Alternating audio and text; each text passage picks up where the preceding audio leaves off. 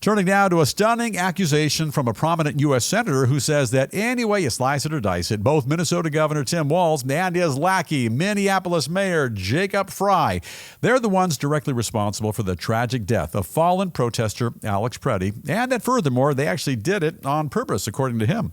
Senator Tommy Tuberville of Alabama says that even though federal agents fired the fatal shots that killed Pretti, it's the state and local leaders in Minnesota who created the conditions on the ground that led to the deadly confrontation by constantly flaming the flames of unrest.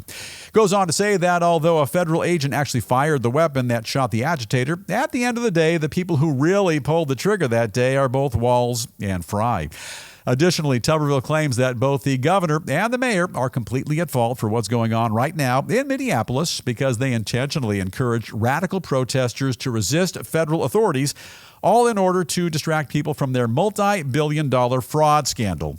In a nutshell, he argues that both Walz and Frey were caught red-handed stealing the taxpayers blind, so they whipped demonstrators into a lather and got them to do their dirty work for them by flooding the streets, jumping on cars, and fighting back against ICE operations at every turn. Furthermore, Tuberville, he's a bright guy, also accuses Democratic officials and their media allies of distorting the situation entirely. Says that contrary to what they would have you believe, most Americans overwhelmingly support our country's federal immigration enforcement efforts, that Minneapolis is the rare exception, and that both Walz and Frey, they should be investigated immediately for continuously putting ICE agents in harm's way.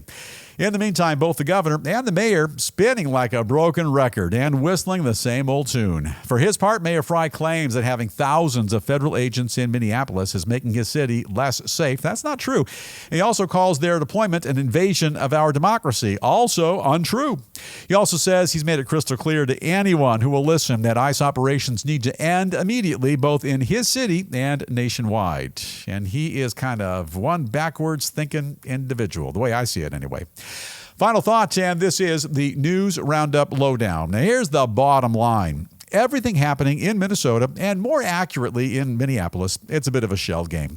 Now, the shell games they play at those low-rent carnivals, they're workable. And worst-case scenario, you lose $1 or $2 against a minimum-wage ex-con working the booth who's trying to earn enough dough to buy a corn dog and a root beer when his shift is over.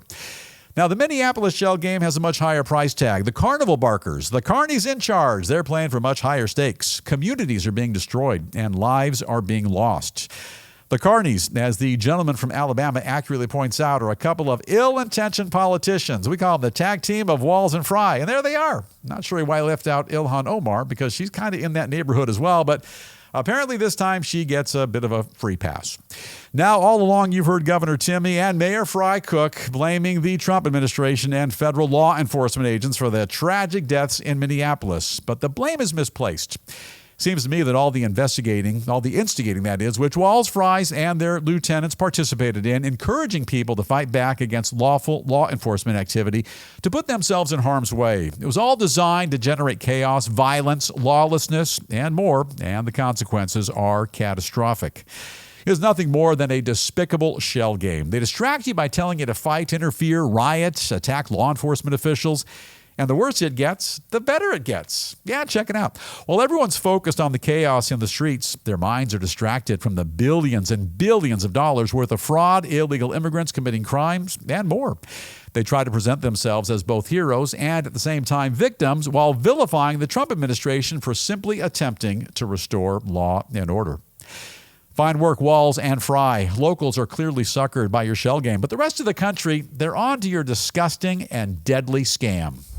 Hey, Bill Thomas here. If you like what you see, be sure to hit that subscribe button and the bell icon. And don't forget to check out our channel, News Roundup with Bill Thomas. And that's where you can catch our full program and more videos. And we'll see you right back here next time.